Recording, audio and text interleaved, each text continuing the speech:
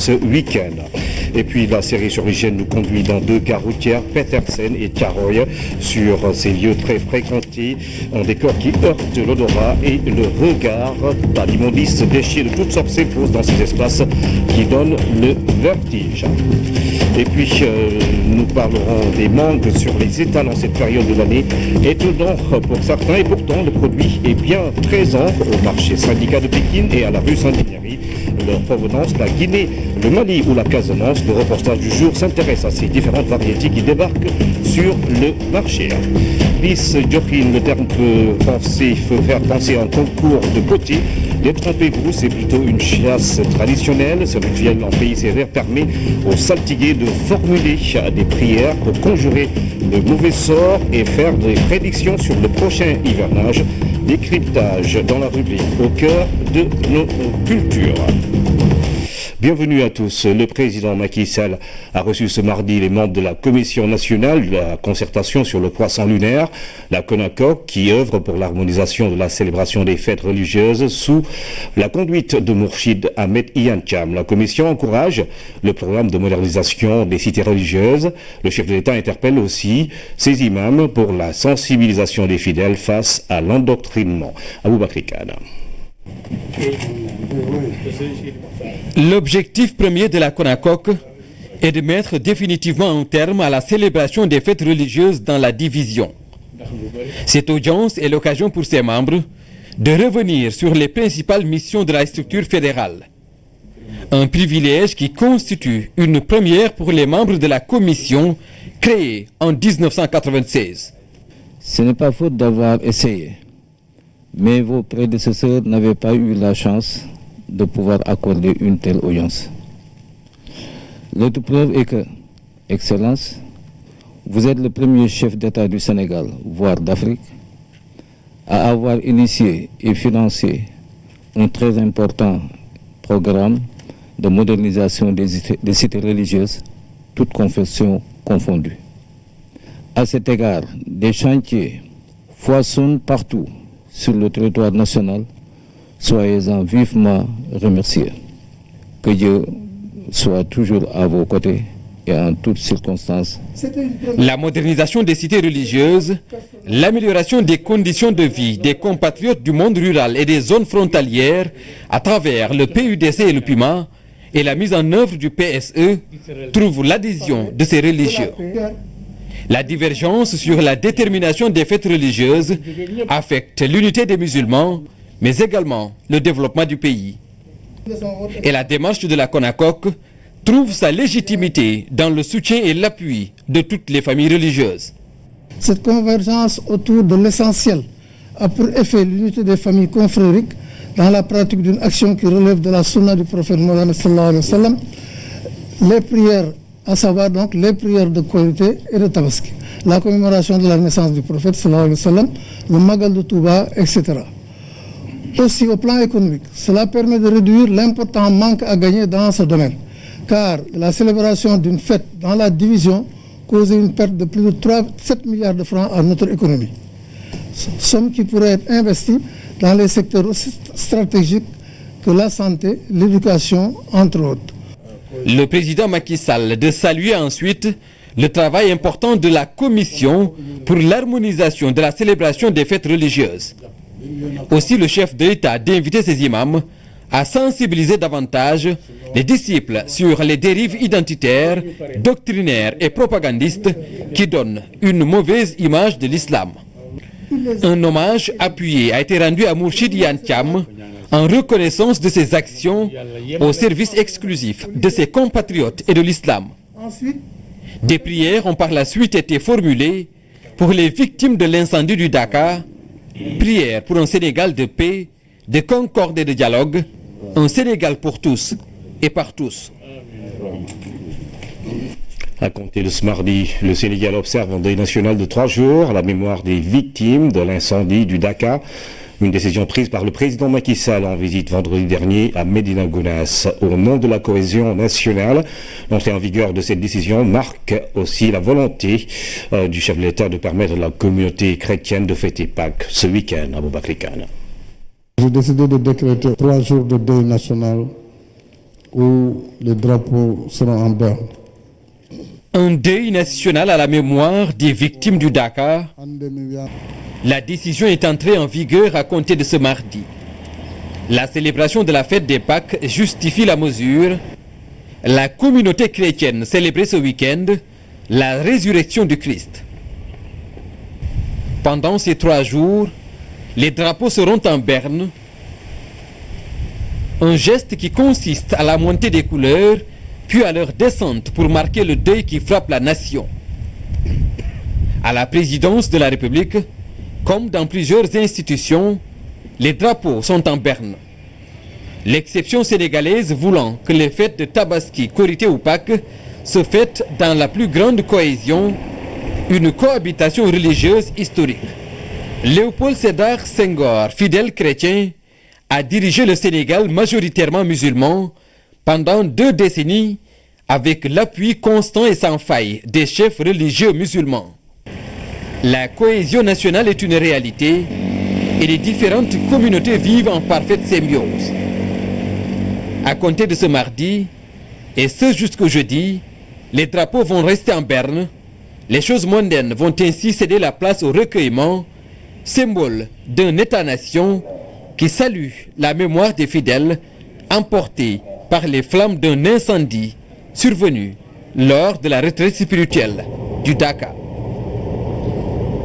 Les drapeaux sont donc en berne à partir de ce mardi et ce jusqu'au jeudi 20 avril. C'est pour marquer justement le deuil national décrété par le président de la République après le drame du Dakar. Les édifices publics se sont adaptés à la mesure. Cette symbolique doit aussi être respectée par les populations qui doivent observer en même temps que la République le deuil national. Jean Dior.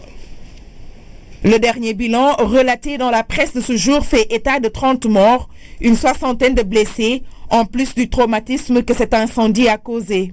Des instants de deuil qui appellent la compassion.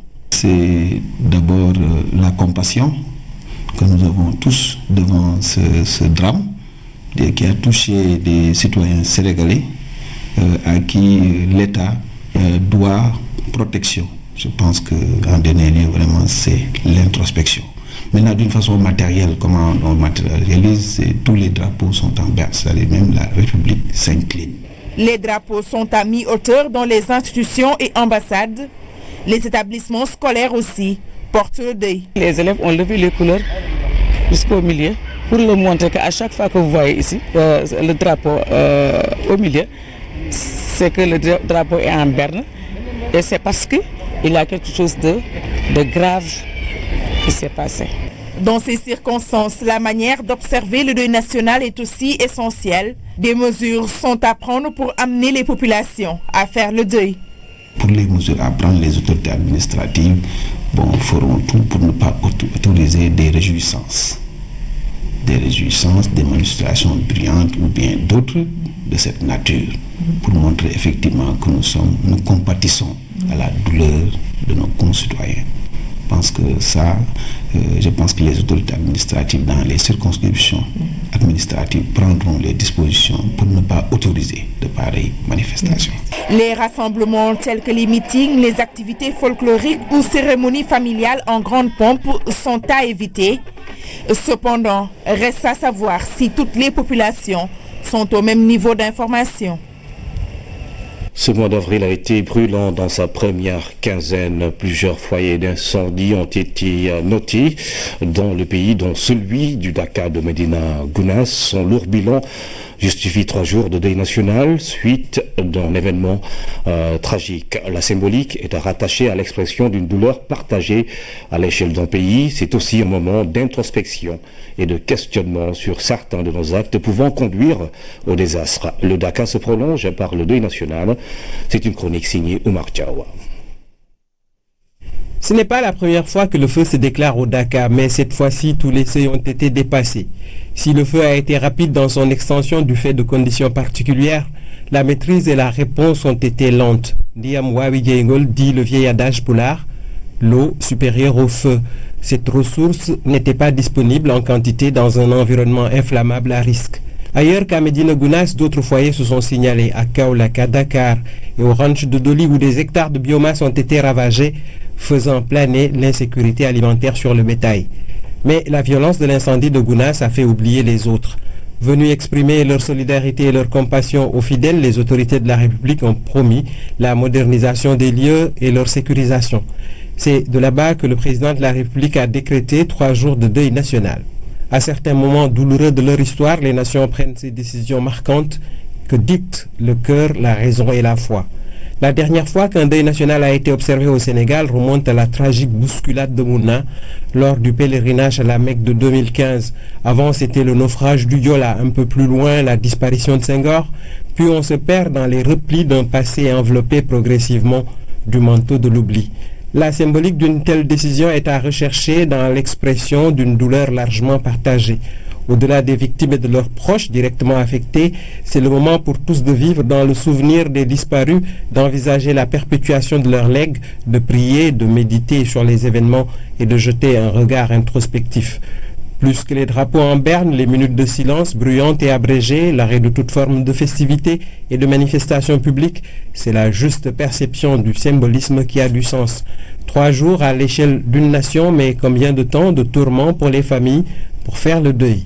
En définitive, l'espoir d'un ailleurs meilleur éloigné du feu éternel que l'on cherchait à s'éviter pour soi, par la foi, constitue une divine et ultime espérance. Le ministre de la Femme, de la Famille, de l'Enfance a dépêché une forte délégation à Médina Gounass pour partager la douleur de la communauté musulmane suite justement à cet incendie qui a frappé le Dakar. D'importants moyens ont été remis au Khalif et une enveloppe d'1 million pour aider à la prise en charge des victimes à Bassa. Réactivité du ministère de la Femme, de la Famille et de l'Enfance suite à l'incendie survenu au Dakar de Médina Gounass. En effectuant ce déplacement auprès du Khalif général Thierno Ahmadou Tidiane Ba, le ministre Mariama Sarr a instruit la délégation à apporter soutien et réconfort. Donc Madame le ministre nous a chargé de dire au Khalif, de dire à la population combien cet événement, combien cette douleur a été ressentie à son niveau.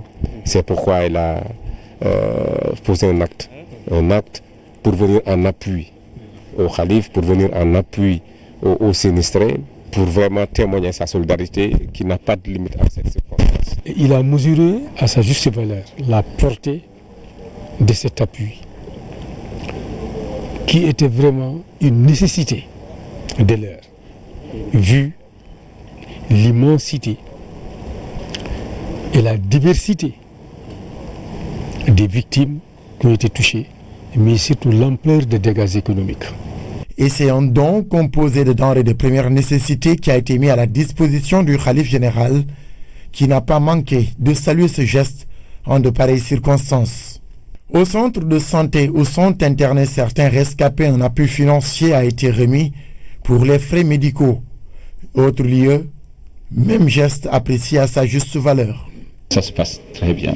Ça se passe très bien. Vous pouvez être rassuré. Hein. Le moral est bon aussi. Hein. On est solide moralement. On était venu pour la dévotion.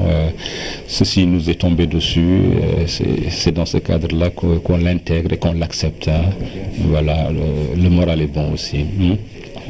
On s'occupe bien de nous. Notre moral est bon. Nous tenons à remercier chaleureusement et sincèrement Madame le ministre de la Femme pour déjà avoir délégué des membres de sa direction. Jusqu'ici, c'est la première chose pour laquelle nous la remercions.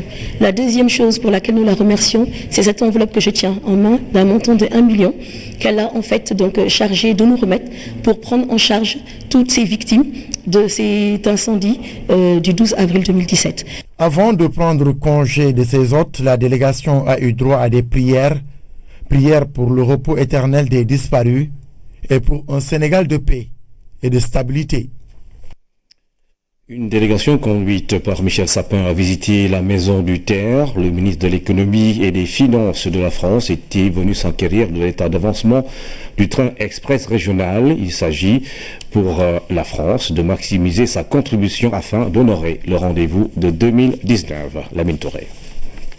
En compagnie de son homologue sénégalais, le ministre français de l'économie et des finances était venu visiter la maison du terre. Michel Sapin a eu droit à des explications précises sur les contours du projet. Le concept et l'évolution des travaux ont été présentés à la délégation française. Une visite sur instruction du président français. Ce qui est important, c'est qu'on voit ici que c'est démarré, c'est parti, non seulement les études, mais une partie déjà des travaux sont en cours. Et j'ai voulu personnellement, sous l'autorité du président de la République française, que les choses aillent le plus vite possible et que la France puisse apporter sa contribution au financement de ce très important investissement. Le train express régional est une vision d'avenir du Sénégal. Pour sa réalisation effective dans les délais requis, l'État s'est inscrit dans une dynamique intensive de mobilisation financière. Le financement est mobilisé et aujourd'hui nous sommes dans la phase de réalisation, donc c'est tout à fait heureux de voir que très prochainement, les Sénégalais vont connaître ce qu'est un train électrique. Les Sénégalais vont pouvoir se déplacer et surtout maîtriser leur temps. Je pense que cela est extrêmement important. Sur le site de Diamniadio, les travaux de base sont en cours. On se trouve ici au niveau du point kilométrique 33 sur lequel nous installons notre plateforme de travaux qui va permettre de monter toutes les installations mécaniques, voies ferrées, réparation, stockage de matériel pour les besoins du projet. Aller vite et bien faire, les entreprises titulaires du marché sont à pied d'œuvre. 2 axes prioritaires sont en exécution sur des portions à faible densité. Il y a 2 axes de priorité qui se déroulent en parallèle. C'est le schéma de communication sociale qui permet de libérer les emprises et les mettre à disposition des titulaires des marchés. Le deuxième axe, c'est le planning directeur qui permet une coordination des actions entre les titulaires des marchés pour pouvoir démarrer les travaux. Nous avons aujourd'hui démarré le chantier. Les terrassements de la plateforme sont en cours d'exécution. Aujourd'hui, ils ont finalisé pour la partie terrassement pour à peu près 8 km. Les plateformes d'études de travaux prennent forme à 3 mois seulement de mise en œuvre. L'objectif pour l'APIX est d'être au rendez-vous de 2019, date de démarrage de l'exploitation du terre. Le Sénégal, invité d'honneur du Forum de Tunisie, plus exactement à Tabarka. Les organisateurs de ce forum international sur le développement en Afrique ont choisi notre pays du fait de ses performances économiques dans le cadre du PSE. Le TIFAD, nom du forum, est prévu à partir du 27 avril prochain. Écoutons à ce propos un des promoteurs de cette plateforme de promotion des investissements en Afrique. C'est un grand événement pour l'Afrique. On est venu au Sénégal pour vraiment exprimer toutes les chances pour les Africains pour se donner main dans la main et travailler ensemble pour un avenir meilleur. Donc on a lancé un slogan que l'Afrique avance, suivez la cadence. Donc on essaiera de rythmer la cadence pour avancer tous ensemble. L'Afrique, elle est là, elle est puissante, elle est capable par son énergie, par ses compétences, par ses richesses.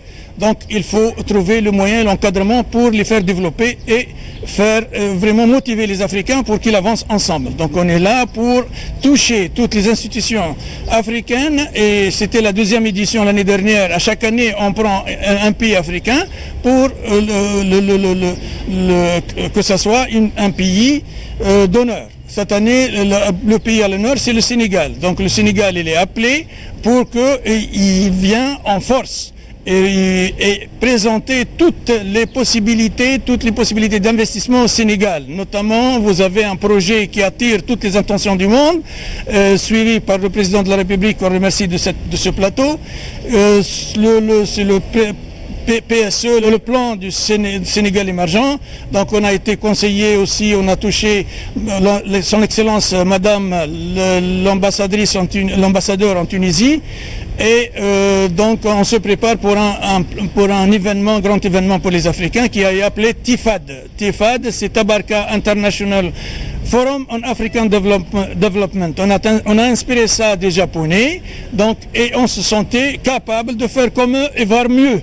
Donc on est capable, tous Africains, tous ensemble, on a tout ce qu'il faut pour réussir et pour avancer ensemble. Donc, Ce mardi ont débuté les séances plénières de la première session ordinaire 2017 du Conseil économique, social et environnemental. Face au conseiller, le ministre en charge du budget, Birima Mangara, s'est prononcé sur le thème équité, transparence et justice fiscale. Célina Lunfala. Première session ordinaire du Conseil économique, social et environnemental, les plénières ont démarré. La commission genre, équité et bonne gouvernance a ouvert les débats. Équité, transparence et justice fiscale, quel gage pour une justice sociale au Sénégal? Ce thème a soulevé des interrogations mais également des recommandations de la part des conseillers. Le ministre du budget, Birima Mangara, a apporté des précisions. Le Code général des impôts a fait l'objet de plusieurs réformes, de plusieurs modifications avec des innovations majeures. Et cela a pour souci de procéder à une meilleure redistribution et à une équité malgré la persistance d'inégalités que vous avez ça et là soulevées. La fiscalité a été plusieurs fois abordée par les conseillers qui ont demandé au ministre du budget d'éclairer leur lanterne à ce sujet. Pour la première fois, on a constaté un gouvernement qui procède à une réforme de l'impôt sur le revenu qui arrive en conclusion à dégager des moins-values budgétaires de 40 milliards, dont 40 milliards ont été retournés aux bénéficiaires de revenus. Le projet d'avis sur l'équité et la transparence préparé par la commission genre, équité et bonne gouvernance a été adopté à l'unanimité par les conseillers. La tournée du coordonnateur national du PUMA, le programme d'urgence et de modernisation des axes et territoires frontaliers, a pris fin à Karang, une commune dans le département de Foundiougne, nord-ouest de la Gambie. Le CRD spécial, présidé par le gouverneur, a permis d'échanger sur les préoccupations des différents acteurs, mais également sur le contenu du programme. Claire Diop.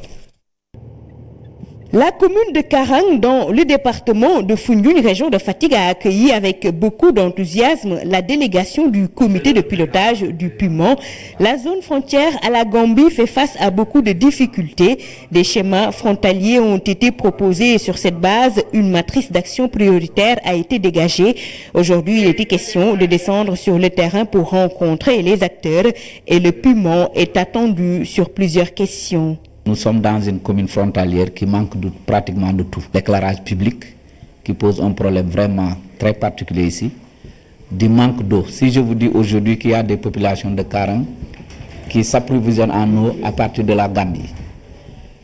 Ensuite, nous avons un problème de santé. Nous avons une population d'environ de 22 000 habitants et on a un seul poste de santé avec un infirmier. Le reste, c'est des agents communautaires. À cela s'ajoutent des dysfonctionnements dans les secteurs de l'éducation, de la sécurité, des télécommunications, entre autres. Ces requêtes serviront à mieux affiner la feuille de route pour dérouler avec succès le programme. Nous avons eu beaucoup de choses à échanger, nous avons appris beaucoup de choses qui vont nous permettre, dans les prochains jours, de donner au président de la République une matrice d'action quand même la plus optimisée possible. Partout, la participation a été quand même très bien vue et les populations ont été sensibilisées. Et aujourd'hui, ce qu'il faut constater encore, c'est que le PUMA est un grand espoir pour ces populations. Les populations fondent un grand espoir sur le PUMA. C'est donc une information de taille. Nous avons pu, en rapport avec les collectivités locales, des chefs des services régionaux et départementaux, des chefs de village situés le long de la frontière, échanger autour de ce programme sur ses différentes composantes. La composante désenclavement, la composante développement durable, la composante sécurité. Nous avons tout passé en revue, échangé. Nous avons pu recevoir également des requêtes complémentaires, mais dans l'ensemble, nous pensons que les choses se sont très bien passées et que ce qui reste à faire maintenant, c'est très rapidement vraiment engager la mise en œuvre de ce programme qui revêt une importance capitale. Karang veut une discrimination positive. Le président de la République, face à l'urgence, a donné des instructions pour la réalisation de certaines actions. Et sur le terrain, le PUMA a commencé le travail. Les populations en verront les premiers résultats sous peu. Les femmes de Gueux à Liguey étrennent une rizerie à Dagana, l'unité de transformation du riz local a coûté 42 millions de francs CFA et vient contribuer à l'allègement de leur travail. Thierno Diallo. Dagana a vécu d'intenses moments à l'occasion de l'inauguration de la rizerie de l'association des femmes de Guac-Liguey et de la remise de financement aux femmes membres de l'AFDAL. La cérémonie a réuni les femmes de l'entreprise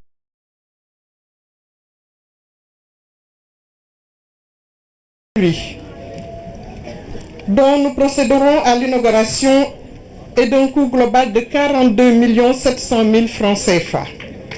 Et sa capacité de production maximale est de 10 tonnes par jour. Il s'agit d'une installation moderne qui va promouvoir le développement économique et social de la femme. La rizerie va employer 48 personnes, dont 7 permanents. Je pense qu'elle a fait un bon investissement dans la commune. Toutes les femmes étaient là, de toutes les couleurs, étaient là pour la remercier de cet investissement utile. Et je pense que nous, en tant que maire, nous ouvrons les bras, nous sommes prêts bien sûr à l'accompagner si elle le souhaite. L'association des femmes de Guac-Liguey AFDAL, dirigée par Dr Antassar Diako, compte à ce jour 6 antennes nationales fonctionnelles. L'antenne de Wakam a été dotée d'une unité de transformation et de vente de produits locaux pour des pastilles de coco au gingembre et de coco au lait. Ndiamakuta, quant à elle, a reçu un moulin à mil qui contribue à l'allègement des travaux des femmes de la localité. AFDAL SICAP bénéficie aussi d'une unité de transformation céréales du mil qui regroupe toutes les femmes de la commune de Sicap pour leur autonomisation. À titre de financement, ceux effectués sur fonds propres ont permis, dans notre commune de Sicap Liberté, de financer 78 femmes pour un montant de crédit revolving de 12 500 000 de francs CFA. La déléguée générale à la protection sociale et à la solidarité nationale a honoré sa promesse, une doléance des femmes de son parti. Elle a offert une décortiqueuse à riz et 1 million de francs CFA aux femmes APR de la commune de Dagana.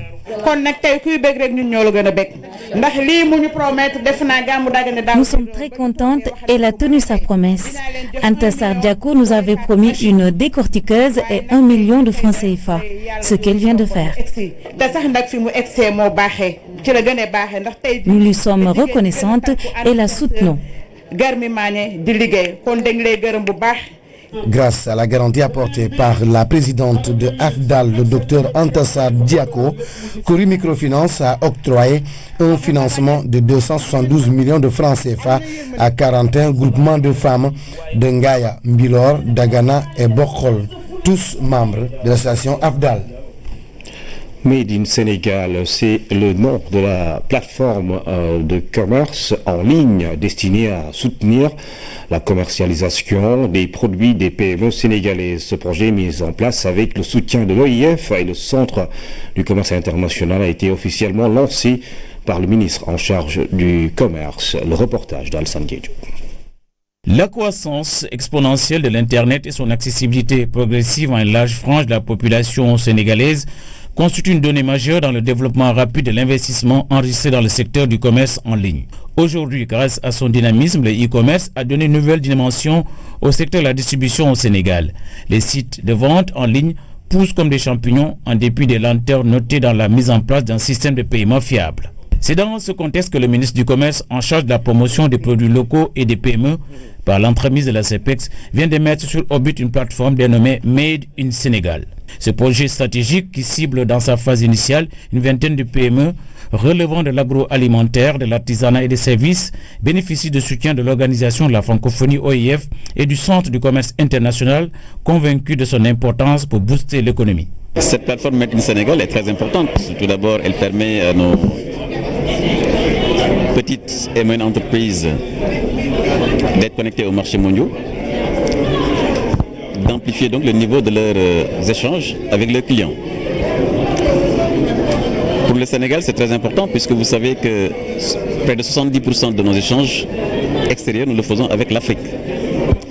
Et donc permettre à une PME, au lieu de subir, j'allais dire, les difficultés des infrastructures de déplacement pour accéder à certains de leurs marchés en Afrique, pouvoir avoir une plateforme qui leur permet justement, avec le web, de se connecter directement à leurs clients, naturellement, est quelque chose de très utile. Selon une enquête qui date de l'an 2015, 1 million de consommateurs sénégalais déclarent avoir déjà effectué un achat en ligne. C'est dire que les citoyens se sont déjà appropriés cet instrument, conscients qu'ils sont des enjeux économiques et commerciaux qui sous-tendent l'essor du e-commerce.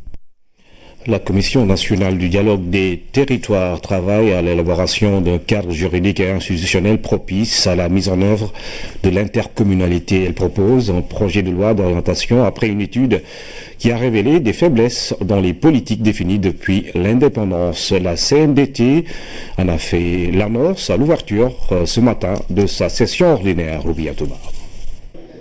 Des retrouvailles pour des échanges sur une gouvernance locale nouvelle.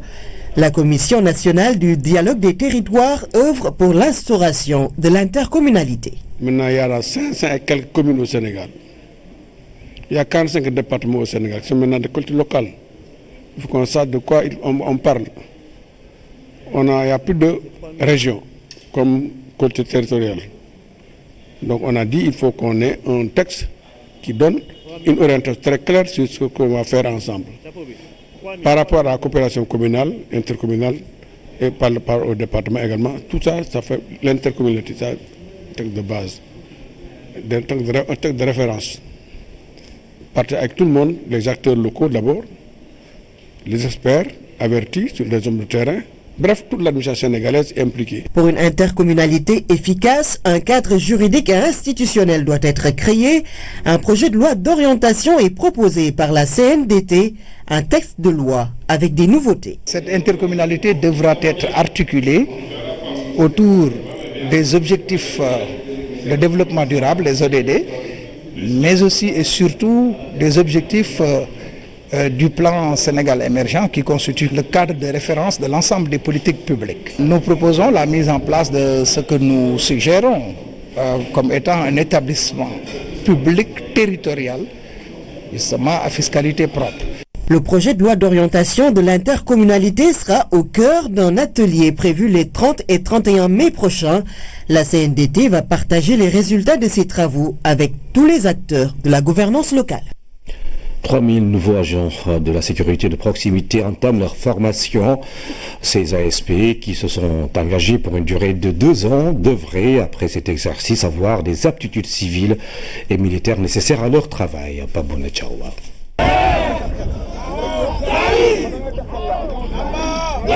Pas de temps à perdre, les choses sérieuses ont vite commencé pour ces nouveaux ASP. 45 jours de formation, dont 15 pour faire naître l'esprit militaire en eux.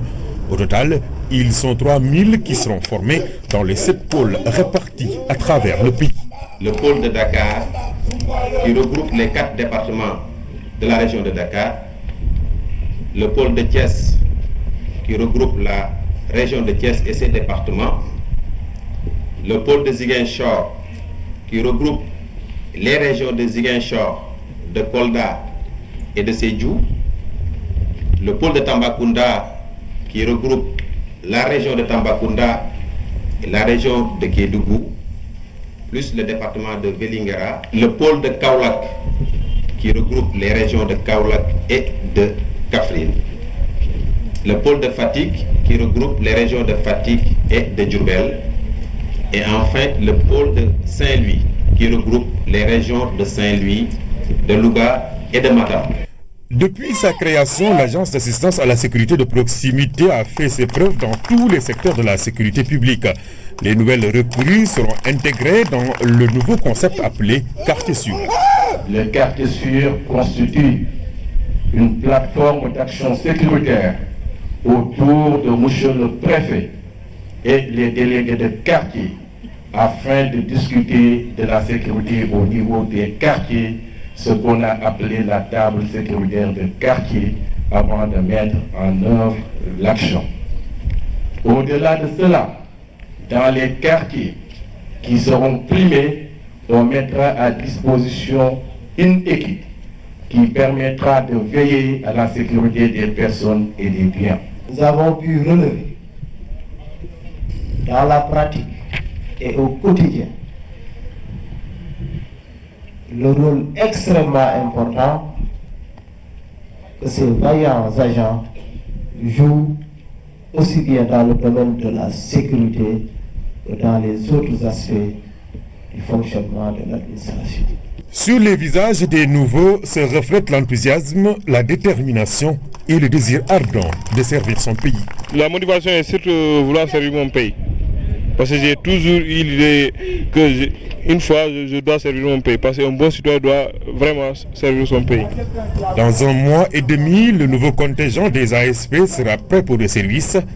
Des 10 000 agents de la première promotion, 3 000 ont bénéficié d'une insertion professionnelle.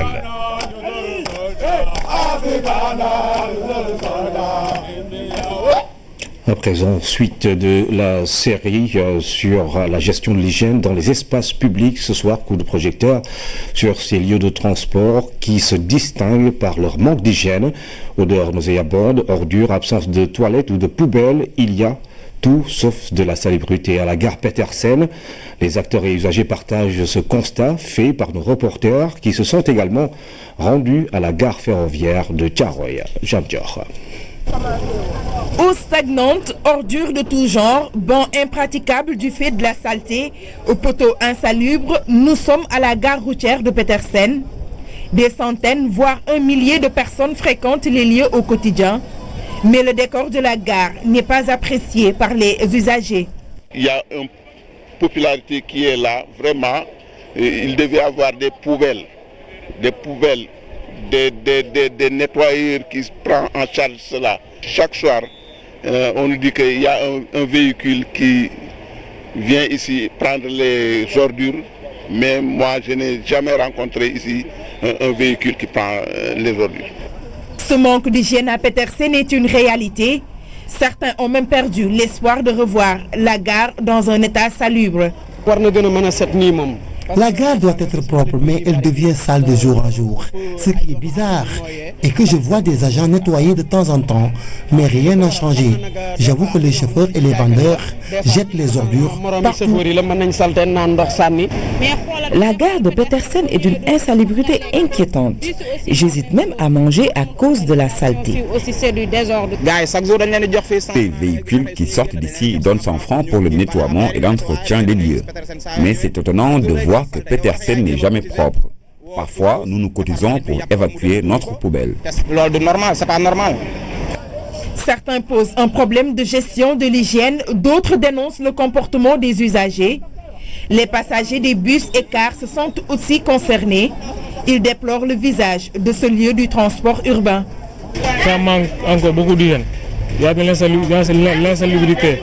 Il y a des poubelles de gauche à droite. Les gens mangent ça comme ça dans la rue. Je n'aime pas ici, mais je suis forcée de venir parce que c'est tellement sale. Si nous tapons Petersen 5 fois dans la journée, tant que les mentalités ne changent pas, ça ne pourra pas évoluer. Je n'ai jamais vu quelqu'un nettoyer ici. Autre type de transport, même décor, la gare ferroviaire de Tiaroy. Tasses de café et sachets d'eau vide sur la voie ferrée, de la poubelle jetée ça et là. Le lieu accueille du monde, le marché et ses occupants, les voyageurs et les riverains. Les gens mangent du n'importe quoi avec leurs sachets et tasses de café. Ils les jettent comme ça. Nous, on n'a pas de poubelle ici. Pour le moment, la toilette est bouchée. En attendant que l'eau de la seule toilette soit évacuée, certains passagers et acteurs du marché Tiaroy se soulagent sur les murs. Et pourtant, le lieu de commerce dispose d'une toilette publique. Une situation désolante. Il y a un proverbe wolof qui dit que la rue appartient à tout le monde, donc chacun agit en fonction de sa mentalité.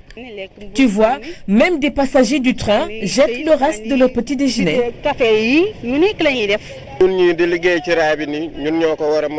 La gare ferroviaire est notre lieu de travail, donc nous devons maintenir les lieux propres. Nous avons notre part de responsabilité, mais les riverains aussi, parce que certains versent les eaux usées à côté de la voie ferrée.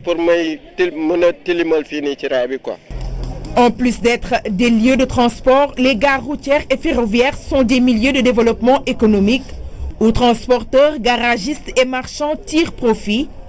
Si la structure en charge du nettoiement assure un bon service, ajouté à une volonté des usagers de maintenir les sites propres, les lieux de transport auraient un décor plus accueillant.